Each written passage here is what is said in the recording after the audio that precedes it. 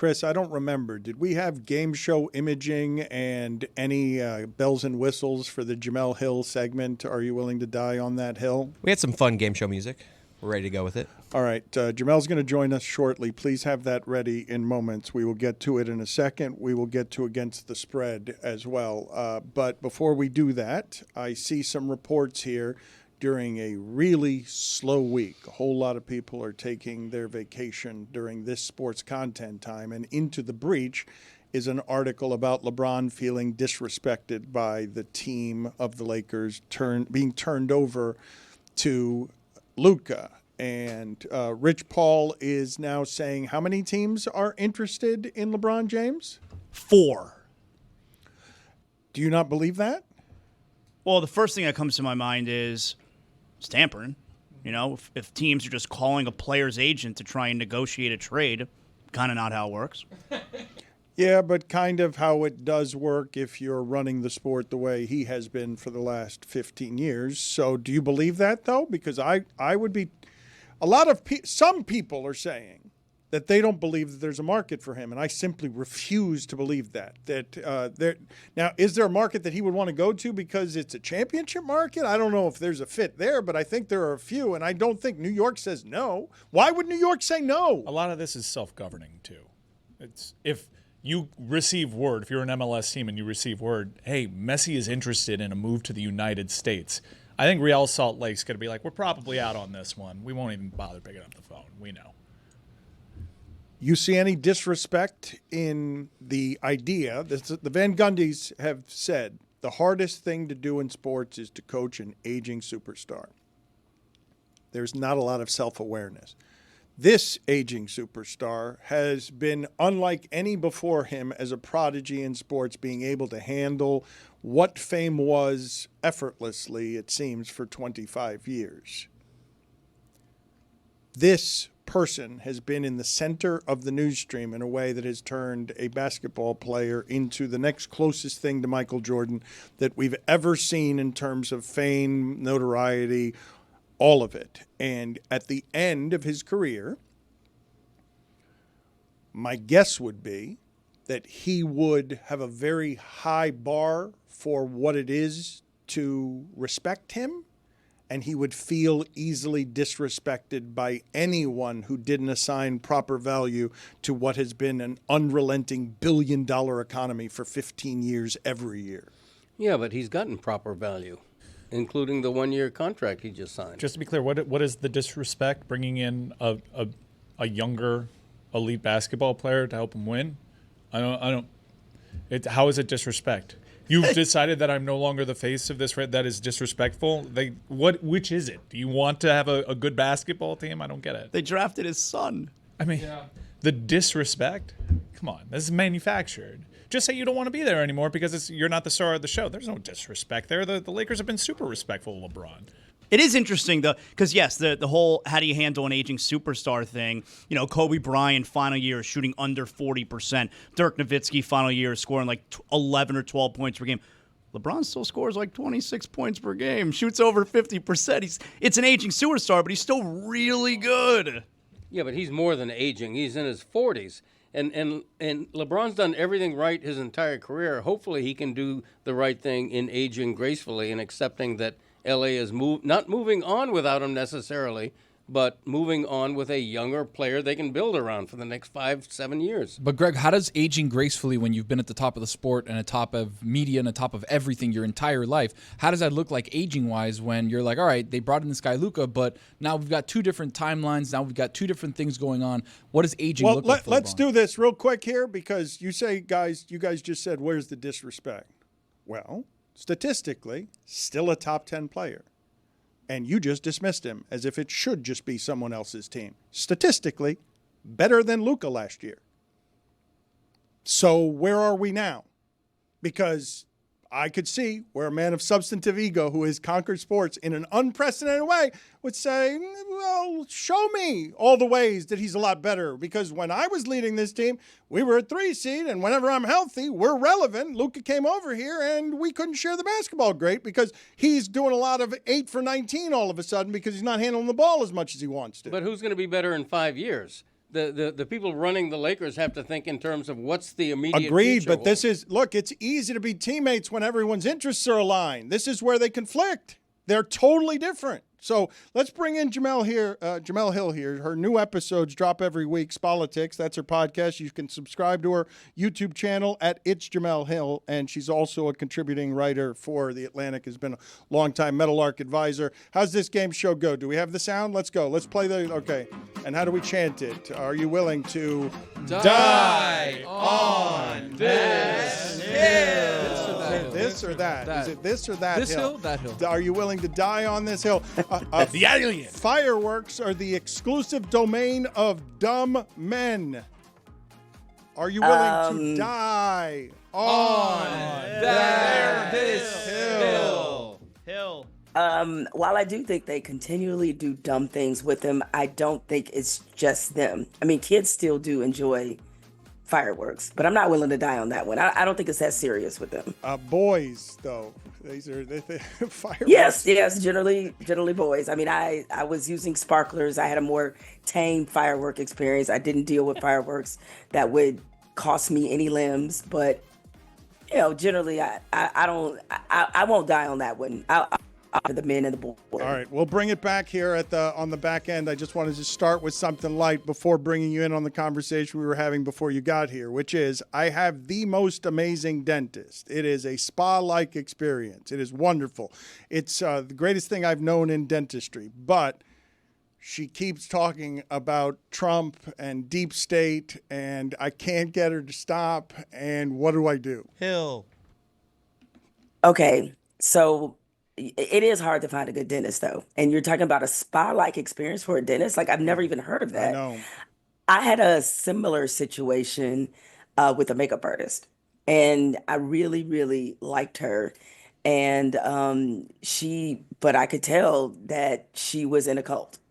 And unfortunately, but I still use her, though, because she's too good. So, but what happens is I learned how to steer the conversation in my direction as opposed to letting her pick the topics. So it's always something light, reality TV. But I can't talk. I steer the I conversation. can't talk. She's got sharp We're stuck in utensils this Oh, yeah, that is true. in my mouth. That is I like true. this situation going And on. Greg Cody's telling me to tell her to shut up and dentist, and I'm not willing to do it. I'm unwilling to do that. I don't want that future awkwardness. I'm enjoying my dentistry. Well, I think you got to suck it up, Dan. I mean, if you have to hear about the Epstein files for a while, if you have to hear about deep state conspiracies, I think it's worth it. I think your teeth would appreciate that. You got to do it for your teeth. Okay, thank you, Jemele. I appreciate the permission. You were onboarding when we were talking about LeBron, and it's not something that we have ever seen before in our sports lifetime. Any of what happens with him at this age, any of what he's been is without precedent. What do you do if you're the Lakers? What do you do if you're LeBron? What is happening there? Do you think he lasts the season in Los Angeles? I do. And listen, I could be really naive here. And I just don't think at his age he's willing to go through the same process. And I get it. Like another team would probably be able to build something around him so he could compete for another title. But he's 40 years old and his family loves Los Angeles. He loves living in Los Angeles. He certainly, sorry, no disrespect to the Clippers. He's not going to go there, even though he wants to be in Los Angeles. But it reminded me of a recent conversation I had with Chris Paul down there in Miami when I was there for American Black Film Festival. And he's talked about how tough these last 5 or 6 years have been on him because he's moved around so much of his career. And he doesn't want to do that anymore. Like that requires a certain amount of energy. That requires you building not just another team, but you have to build an entirely new ecosystem around you. And I just don't think at this age, nobody wants to do that. Like, I know that he always wants to compete, and I know he always, to some degree, loves having leverage and an advantage over a team as he's put himself in that situation many, many, many times. But I think the mental bandwidth to do that is a legitimate factor here, and I think he's going to finish his career in Los Angeles. I can't tell you how stunned I am to be having this conversation with Jemele Hill and her saying, I'm watching the way that he moves at 40 years old, and she's like, he's 40 years old. He doesn't want to physically move. He doesn't. She's saying that LeBron James doesn't want the inconvenience because he's an old person who has ear hair of being moved to another city and competing more for a championship. He's too old for that, is what she's saying. Not to be great at basketball, but to move cities. Man, think about it, Dan. You've been, well, I know it's a little different with you because you've been in Miami your whole life. But right now, let's see, I've been in LA since 2018. The idea of picking up, moving, relocating my whole life, and I know I'm not LeBron James. I don't have his money. He can make things as convenient as he possibly can. But you get to a certain age, and especially if you've built a good life for yourself in that city, it'd be one thing if he didn't like LA or this wasn't all the things that he's exposed to in LA, he really loves. And I just don't see him picking up and be like, you know what? Let's give Cleveland one more go. Like, why? Who Jemele, wants I'm to not do even, that? I'm not even making fun of you. You've made more sense than anyone I've asked about this because I keep thinking it's probable that he will leave. I keep thinking that there's no reason you begin this year with that salvo if you actually intend on staying there, that is something to grease the wheels to leave. But you've convinced me based on just being old enough to not wanting to be bothered by the hassle of movers in your house. Yeah, I mean, not just movers. It's like his family's not gonna come with him. I mean, like I don't see him having. Yeah, I mean, I'm sure his team and other people will, but I don't know. I don't know them at all. I met Savannah, his wife, once, or a couple times actually, and I just don't get that impression, especially as he's winding down his career. And I think her input matters a lot because he said that she sacrificed so much throughout, their marriage so that he can be this great basketball player. Like, try selling her on another move. I don't think it would happen. It's another good point. It's another good point. He's not going anywhere because of Savannah. How's that? And he also still has Zuri. She's still in school. Like, he's not going to uproot them just to give this one more shot. And listen, I know the West is loaded, and there's no guarantees that anything will work out just because he moves and goes elsewhere. I think he just likes his life too much, and that doesn't mean he's not in his feelings about how they're transitioning the franchise. About if the reports are true, they didn't tell him about the sale. Like, that doesn't mean that he's not upset with that. But is he upset enough to where he's just like, I'm gonna detonate this whole thing? I don't think so. I just want to say that's smart logic to me, and we've seen it with a comparable talent down here in Lionel Messi. One of the reasons he signed with Inter Miami is that his family loves Miami. They owned a condo on Miami Beach before he ever signed here. He lives in Fort Lauderdale. Well, his family owned a condo in Miami Beach before he ever signed here, authenticating that his family and he used to vacation here. They love it here. Unnecessary correction by your ass. Son. Yeah, I thought so too, but that's okay though. In fact, let me do this for you. Hold on a second. We've got a penalty, 5 minutes. Major asshole.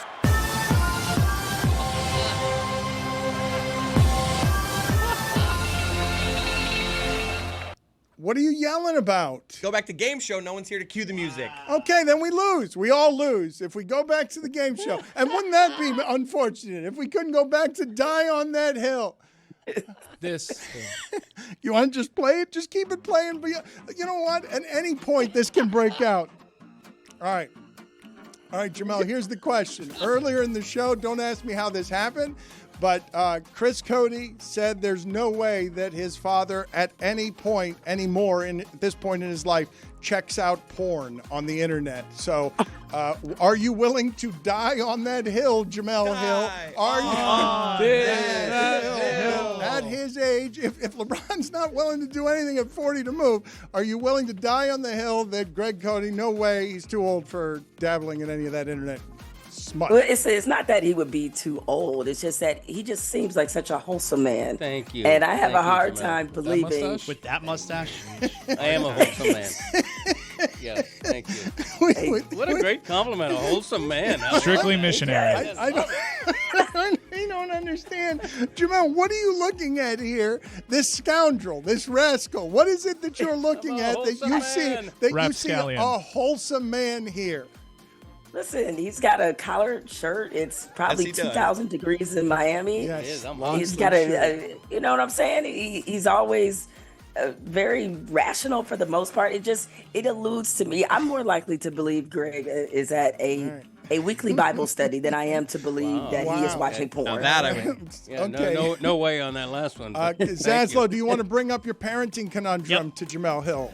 Jemele, should my 16-year-old son be allowed to travel with his friends, no adult, to Chicago for UFC? Good card, though. Good card, though. Keep that on. answer that question. Couple Hill. caveats, really good card, and he loves the Arab fighters.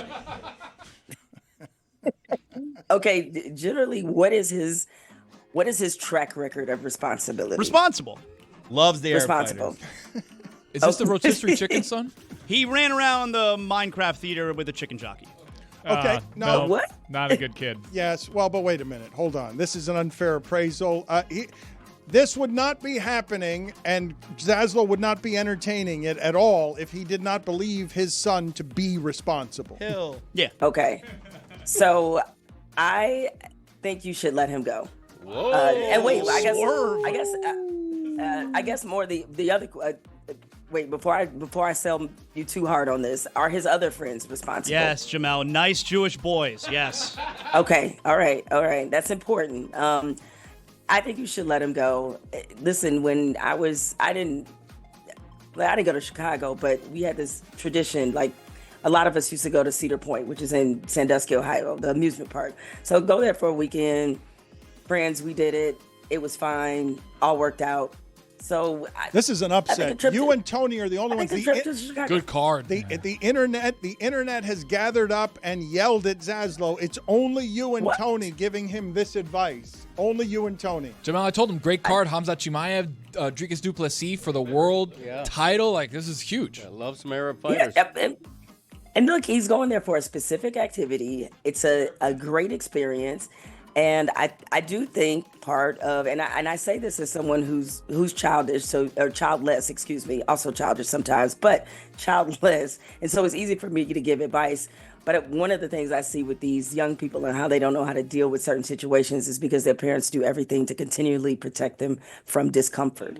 And not that it's uncomfortable going to Chicago, but the experience of being on your own in a city, traveling, you got to figure it out. You got to find out how not to make sure you wind up in a ditch. And I think that'll be an important experience. Good advice from Jemele Hill, alone with Tony on an island. But I would say that I will not trust any 16-year-old, and even less at a UFC fight. Those two ingredients alone, I'm going to separate them. Fireworks, baby. I'm going to keep both of those things apart from each other. 16 years old and UFC fight. So if he were going then to, let's say, another event, let's say he was going A butterfly to see museum. Okay, what about Club World Cup? If he were going to something else, would That you seems still so much more dangerous, Club World Cup. than UFC? Then What? UFC. Hooligans. It's not a real thing. Hooligans. Wait, the hooligans are in the crowd at UFC fights. Hill. Yeah. So for you, Dan, it's about the event, or is it the combination of 16? First, and the being- thing that was stunning to me is that his 16-year-old son didn't even ask permission. Told him he was going. That's wild. Okay. Now, see, that's a different story. Oh, okay, Yeah, you we're see back. that you guys are missing key context. Like, no. Okay, If you're gonna go, you gotta give me a whole slide presentation about why you should go and yes. be able to go with your friends. Yes, but it started with, hey, me and my friends, we bought tickets for UFC Chicago. It's this day, we're going. But me and my wife say you're not going. It's not like he's, oh, yes, I am, and he's getting on a plane. I mean, we could end it right now if we want. See, now I'm starting to crumble here because I'm troubled by the audacity of buying the tickets without asking you first. I want to play for Jemele the sound that we've been playing with all morning. I believe that Conor McGregor in the history of sports is second only to Ali when he's on his game talking. And we want to play this sound for Jemele. She's got the same body of sports journalism history that I do, so maybe she's got better talkers that she has seen in her life. But let's go to Conor McGregor again. Hasn't won a fight in 5 years, but knows how to sell bare-knuckle fighting. What's good, Hollywood?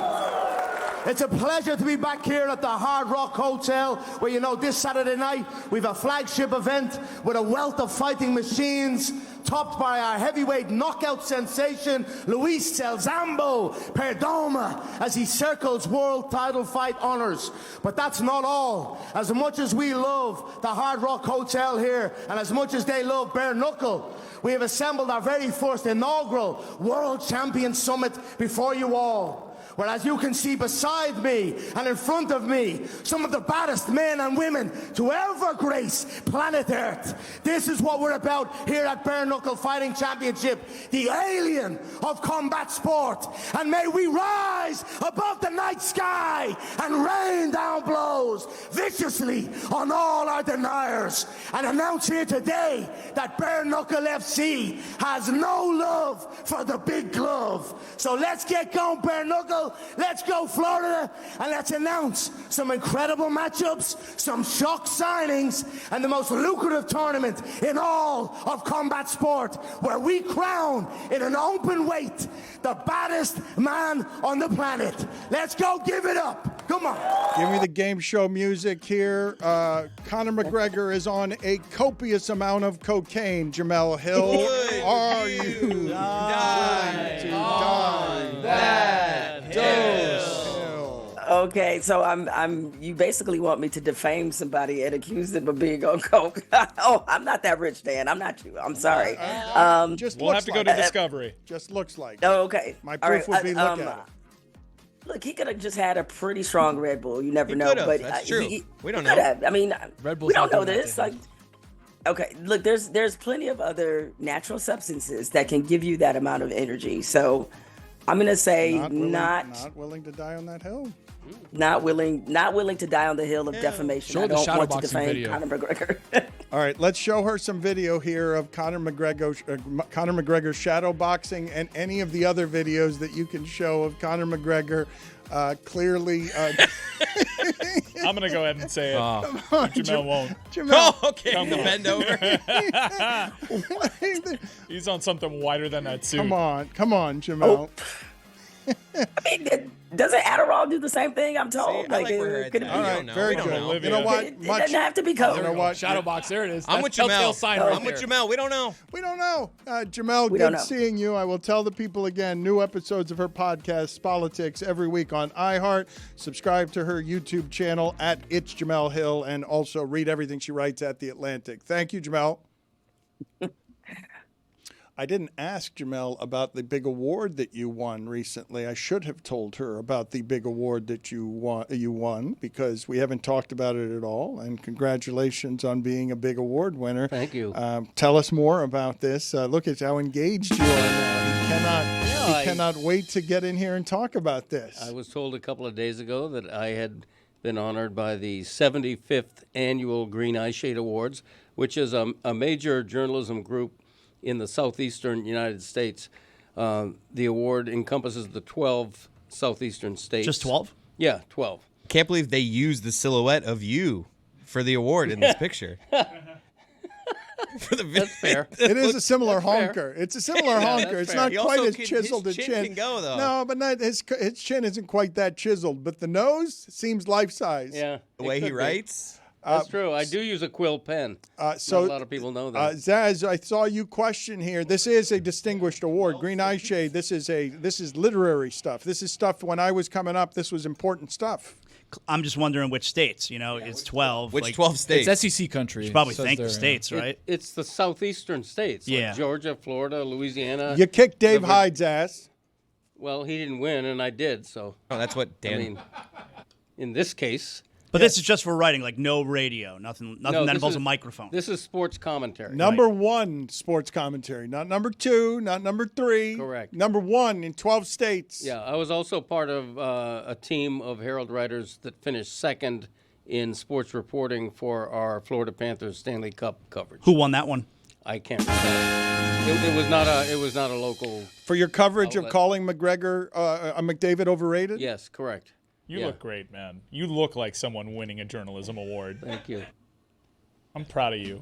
Thank you, Mike. Where does this rank in terms of career achievements and noteworthy awards for you? Because I'm not kidding when I say I do remember that outside of the Associated Press Awards, Green Eye Shade was viewed as the most literary of the journalism awards when we were coming up in the business. Is that still so? I think so. I think it's a prestigious award. I was surprised to win. It probably ranks. I've made the Associated Press sports editors top 10 3 times, and this probably ranks. Who's counting? So, what is the practical purpose of the green eye shade? It's a wild look. It's reserved for accountants and poker dealers. Yeah. Does it help you do something in particular? Why was that even a hat? It doesn't seem super practical, but it obviously has to have some sort of benefit. As old as I am, the green eye shade predates me. Like, I have That's no crazy. idea what that was used for. Okay, or- so counting? For those who cannot see it, the visor has it's an eye shade, and it's being worn the way that Steve Spurrier would wear a visor. And I don't know what a green eye shade is. I don't know how it helps. I only associate it with this award that I wanted to win growing up. I don't remember whether or not I won it, though. I don't have any recollection. I'm on guessing it. you can. Copy editors. They're part of the people that hold those positions that use green eye shades. Okay. And It's supposed to reduce eye strain and improve focus. I actually was curious about the phrase, and I Googled it, and it self-corrected to green eyeshadow. Yeah. It reduces harsh lighting. Okay. So, Dan, just to be clear, an award that Greg is really pleased to have won, you don't even bother to remember if you've won. I remember that it mattered to me. It's been so long that I don't remember whether. I think I'd remember if I'd won, so I must not have. Wow, I'm seeing here that in 2010, in the sports commentary category, Dan Le Batard came in second place. Damn, that was a behind LeBron. John Romano of the Summer St. of Petersburg 2010. Times. Wow, an upset. Wow, no disrespect, John. And Just that was- ahead of David Clymer? And that was the only time I placed in the green eye shade. Are you telling me right now, are you announcing for the first time that Greg Cody has kicked my ass at writing by winning an In award something. at a more diluted time? I knew you were going to get that in there. I actually finished second in 2005. That tells you how old I am. 20 years ago. Congratulations, Greg you. Cody. Wait a minute! 2014. Oh, good year for you. Dan Le Batard beats Dave Hyde. Number 1, Dan Le Batard. Number 2, Sun Sentinels, Dave Hyde. You kicked his ass. Look at you. He How knew long it. ago was that? 2014, 11 years ago. All right, what have you done lately? Where are you putting that? Oh, that was like end of the big 3. So to your original point, Zaz, it does appear that I've won an award that That's right. Greg Cody Yeah. cared Not about. as I recently. don't remember. Not as recently, though. Did you show up? Did you go? I did not. No, Oh, those wow. things. Would you remember? Those things are uncomfortable. I will tell you. I will tell you. This is funny. This is scarring. I don't remember what the award was, but I do remember having to go to Jacksonville in order to accept it at what was an auditorium full of people. And what's funny about it is I was running between TV hits, and I grabbed a dry cleaning bag that I had not, before getting this tuxedo, tried on because I was renting a tuxedo. Ooh, least favorite game. It was way too big. Way too upset. big. Upset, agreed. But now imagine me walking up to make a speech holding my pants up. They've seen a lot of ill-fitting suits, I'm sure. At the Green Eye Shade. No. But holding, I had to hold it up. This didn't wasn't have a belt? This was not Green Eye Shade. This was a big giant. Alonzo Mourning and Tim Hardaway were there. It was like some stately televised award. Oh yeah, you can't be doing that. Thing, and I'm walking on stage holding up my pants because I didn't try on the tuxedo That's before. embarrassing. I mean. As I continue to dive here, in 2003, you came in 3rd place. Technically 4th place because 2 people were tied for 2nd. So They loved your Marlins They gave you commentary. 3rd place, but it was 4th. Well, congrats. So you Sort you of. made your way up. 2004, 3rd place, really 4th place. 2010, 2nd place. 2014, you got it done. Why do you have such little regard for the Green Eye Shade? I didn't mean to do that. That was an accidental insult. Tony, don't look at me that way. Did you? I did not remember whether. I don't even remember if I placed. I don't even know. I'm I so proud won. of you, Greg. Thanks, Mike. The McGregor, the McDavid. Look, now I'm doing it. The McDavid thing actually works. How old is McDavid? Is he 37 or We've not? all done it today. It's happening a lot throughout the industry. I saw last night, and I wanted to ask you guys, because I imagine all of you are a fan of this genre of movie, the prison escape movie. It can be done poorly, but I saw one that Daniel Radcliffe starred in, Escape from Pretoria, last night, that was about, some people wrongfully imprisoned in South Africa. It's a true story. What are the greatest prison escape movies that ever have been made? Because I think of Escape from Alcatraz, I think of Papillon, and those are the first two that come to mind. Yeah, Shawshank. I mean, I think of Midnight Express. I don't know if any of you have seen this movie. It's slow going, and the whole thing is based on how it is that these guys just sort of made keys in order to get out of a heavily armed prison. But what is it about this movie genre that will always get our attention? Because this one stopped me, and I was like, how have I not seen this before? Go ahead. No, was The Last Castle an escape movie? The one with Robert Redford and James Gandolfini? That movie rocked, but not enough for me to actually remember if someone escaped. I love prison movies. Two kinds of movies I will watch anyone are prison movies and time travel movies. I will watch anything about those two. I love prison movies. Well, let's put this on the poll here at Le Batard Show. What will grab you every time the most? Prison escape, heist, or shark? You get to choose from among those three. Shark, heist, prison escape. Shark's going to finish third there, right? No matter how much I talk about Jaws. And after Greg Cody shocked us all by coming out with the take on the 50-year anniversary of Jaws, overrated, doesn't hold up, never understood it. You have to understand, Greg Cody has seen 7 movies in his life. He is not a connoisseur in any way, shape, or form, but he's very comfortable with his ignorance. Well, that's not true. I used to go to movies all the time when I was in college. So, All the President's Men. Did you go see Jaws? Yeah. Yeah, that had to be wild. What was the reaction in the theater? People were gasping when the shark comes out of the water. Everybody's aghast. Had you ever seen anything like that before? It was very realistic. I don't know why I haven't. Greg Cody is saying it doesn't hold up. When I watch it now, I'm like, what a fake-looking shark. I'm sorry. Yeah, but a lot of people are, but it's still very scary, very effective. Think of there's such a huge economy around that movie. The licensing it's still generating buku bucks. Right. And no one ever dares to invoke, hey, let's remake this. It's such an easy movie to remake. The shark doesn't look super real by today's standards. No one wants to touch that film because it's perfect. You're right, and I remember in real time in the mid-'70s, that movie had a chilling effect on beach going and wandering into the ocean. It's not just that, though. There are so many ways that can be done poorly. Like, in watching some of these documentaries, it took them a minute before they arrived at the title Jaws, but one of the rejected titles was What's That Gnawing on My Leg? Yeah, I like that one. What? Can you believe it? Can you believe it? Talk about time travel. Bit wordy. Imagine if we were 50 years after talking about What's That Gnawing on My Leg. Put it on the poll. It sounds like a podcast. Put It does. Put it on the poll at Le Batard Show.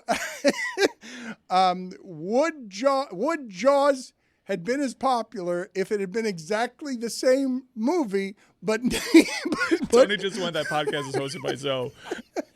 but named What's That Gnawing on My Leg? Because the movie could be exactly the same, and that one detail, I'm with you. There's no way. There's no way John Williams is like, I'm gonna nail this score for What's That Gnawing on My Leg. I bet you the music is different because he's like, that music says Jaws, but it doesn't say What's That Gnawing on My Leg.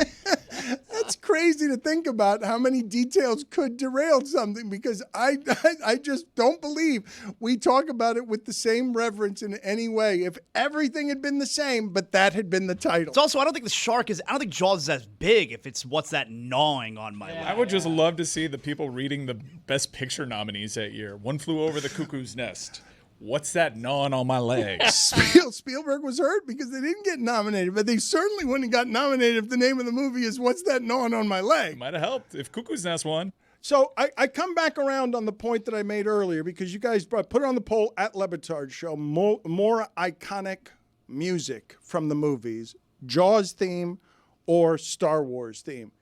But if you guys had to choose rival musical things, and I give you the entirety of the history of the movies, I was marveling at the idea that a shark movie 50 years later would be the thing that would ascend to the very top of my list. But what else would you put in this conversation? Horror has, as a genre, a secret hack to making music so extra important and memorable, because you could be walking down the street and if you hear you already go back to that. Psycho, another one. Some of the more iconic scores are in that horror genre because it makes you fear. It elicits that. Good, Bad, the Ugly is great, but it doesn't necessarily make you feel anything when you hear it. If you hear Psycho while you're showering, you're going to feel fear. I got the one for my generation, and it's easy. Jurassic Park. John Williams, man. There's a John Williams documentary that's pretty Fantastic. solid. That guy's one That of the will give greats. me goosebumps every single time.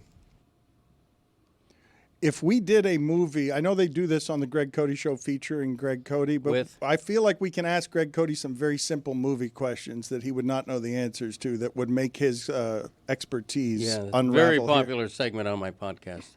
Occasional segment hosted by my youngest son, Michael.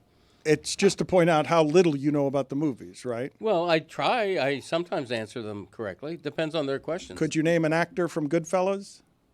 De Niro. See, he knows De Niro. Yeah, like it's a silver and Al platter Pacino, one. like those are the ones he'll usually get. Those are my go-to actors, no matter what movie you mention. Their late life choices on movies have been interesting. Pacino and De Niro in a race to make crud in their 80s. For example, Dad, who starred in Braveheart? I have no idea. Come De Niro. Such a different movie. Great segment, I'm telling you. That would, Braveheart. How am I supposed to know They that? can never take our freedom. that was also going to be De Niro. And what's that gnawing on my leg? Planet Earth. Look, every crew's got roles. On a team, on a group text, at a watch party. You've got the stat nerd, the vibes guy, the one who thinks they're the coach, and then there's the real MVP, the person that brings the cooler. And what's in that cooler? If it's not Miller Lite, I'm checking the roster. It's the 50th anniversary of Miller Lite. 50 years of showing up in big moments. Post-game tailgates, NBA watch parties, road trips to road games where you swore the refs were out to get you. Through it all, that clean, crisp Miller Lite taste just gets it done. 96 calories, 3.2 carbs. It's light, but it doesn't tap out early. You're over there arguing over who the GOAT is, shouting about NIL deals, someone's grilling. Miller Lite is always there, playing its role to perfection. Brewed for taste, simple ingredients, a legend since 1975, and still a first ballot Hall of Famer in my cooler. Miller Lite. Great taste, 96 calories. Go to MillerLite.com/Dan to find delivery options near you, or you can pick up some Miller Lite pretty much anywhere they sell beer. Cheers to 50 years of Miller Lite. Celebrate responsibly. Miller Brewing Company, Milwaukee, Wisconsin. 96 calories and 3.2 carbs per 12 ounces. That's right. It's time for Against the Spread. Against the Spread. Against the Spread. Against the Spread. And it's brought to you by DraftKings. DraftKings, the crown is yours. It's the spread. Against the Spread. Zaz, what do you got? I got something for you here. You know about that WNBA? We're going to go with the Minnesota Lynx. They are on the road tonight at the Chicago Sky. You know about that Nafisa Collier? We're going to lay 10.5 points with Minnesota at Chicago. You know about the Sky is Angel Reese? We're fading them. We're going with Minnesota, laying 10.5 points on the road tonight. That's how you do it. Tony? We got Summer League action tonight at the Thomas & Mack Center in Las Vegas. Your Miami Heat, 5.5 point dogs against the Boston Celtics. I'm going to take the Heat. plus 5.5. Kasparis Yakinchonis. Let's see if we can have a good game. Against the spread. I also can't name anybody else on Boston's team. Zaslow Cell Block, Brawl on Cell Block Great 99, and Shot Caller. You've seen both Shot of them? Caller's greatest prison movie ever made. And Brawl and Cell Block 99 is really good, too. Put on the poll at Le Batard Show. Is Shot Caller the best prison movie ever made? I like that new music for Against the Spread. And in Juju's gambling segment, Thursday Thunder, he again went 2 for 3. It has now gotten cruel and haunted. And he always comes close on the third one. It's brutal. But Juju, welcome back. We hit you with a flurry of polls there at the end. How you doing? Pretty good, man. Pretty good. Yeah, man. Thursday Thunder, man. It's starting to become a health hazard for me because I want it so bad. My heart be so invested. And this week, Sonia Citron snatched my heart out of my chest. I'm sorry this keeps happening. Let's get to some of the things on the docket here. Do we have a Joker of the Day today? Yes, we do. We have a Joker of the Day, Joker of the Week. We might change the award name from Mario Cristobal Joker of the Week to the now new and improved RG3 Joker of the Week. Matter of fact, ask Jemele about that, and I forgot to ask her about that.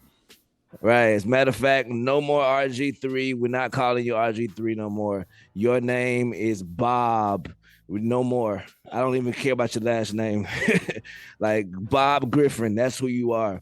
If you're going to come out and try to defend someone, Angel Reese, who you've already had a couple of run-ins with over the time, talking about she hates Caitlin Clark, this or that. If you're going to come out and defend her, don't repost the racist ass picture that's attached for calling her whatever they're calling her. And then within your defense of her, try to sneak in. Well, I did talk to people in her inner circle and they did confirm that she hates. You didn't talk to anybody, man. Show us your sources. Show us anybody that believes you. Please, sir. Robert Griffin III, formerly known as RG3. Now you are Bob Griffin. You, sir, are the Joker of the Week. He is getting dragged by everybody on that one. That's as strong as Juju will ever come at anybody, given that he's all about positive vibes around here. What was your favorite video from the show today? We played a lot of good ones. Bruh, the Mike Ditka video, I don't know what is it, Paul Horney or whoever it is, they put some charges against that brother because that was malice. He got away with it. And then here come the horn dog. Why? Do we know why he pushed him? He was just roughhousing with him. It's just how the old linebackers do it. Yeah, the running backs, the old football players, that's how they do it. They just hit each other in the chest, and then one of them goes flying off the stage, breaks a hip. Toss that animal in jail now if he's still with us. I'm not sure. Salute the ball, honey. Wait a minute. Is that a $50 fine for Juju? I don't know if he's alive or not. Let's see. I think that might be a $50 fine for Juju. What are your thoughts, Juju, on the idea that we keep coming back to? Messi and LeBron James are old people, but we can't stop talking about them. They're not as old as Horning and Ditka, but they're ridiculously old and still at the top of the sport. Brother, I think LeBron, he makes sense at this time in history. Messi, he makes sense at this time in history. I saw a robot in khakis run down a hill yesterday. I think the science suggests around this era that they have a little bit more access to knowledge to have that longevity increased. So I believe, you feel me? The knowledge, as some of us call it. But yeah, I think he got a lot of knowledge in those limbs these days. Let's update some polls here. At Le Batard Show is where it is that you go. I'm sorry for the barrage that I hit you with at the end there that was hard to keep up with. Sharks, prison movies, or heist? Which one are you going with there, Tony? Which one? Heist movie's always in for me. Yeah. Heist is always the one. What are you shaking your head about there, Mike? I love sharks. I mean, I hate them, but I like to see them die on the big screen. And I like to be scared by them, and then I respect their power, but I also hate them. Nice. Is it redundant to say ridiculous mustache?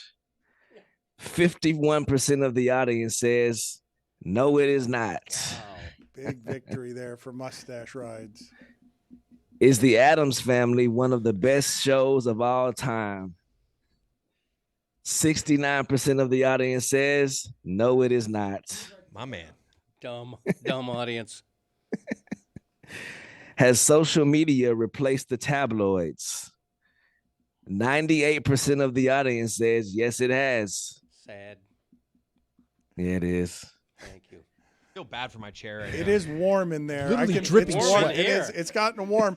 Zaslow, I one of the highlights of the show today for me is learning that you don't know how to snap your fingers. It's super funny. Can't snap, can't whistle, can't blow bubbles. Right. One of the highlights of the show to me, one of my highlights of the show was Greg Cody being fed by Lewis. Raggedy bitch. That was wild. Great line. Probably his best line ever. What makes you say you fed me that? I don't know. Maybe I got My sources. lingo. Do you know anyone who can't snap their fingers? This has never happened in the history of the show. This can't be. 50% of the audience says yes. 50% of the audience says no. There are a lot of us Holy out there. moly. That's cap. Is whistling a lost art? 85% of the audience says yes, it is. Damn right. Bring back jousting. This has to be 100%. Jack. 90% of the audience says yes. Nice. I'm going to switch to the Twitter poll because they had more time to vote on this poll, the important poll that we all want to know.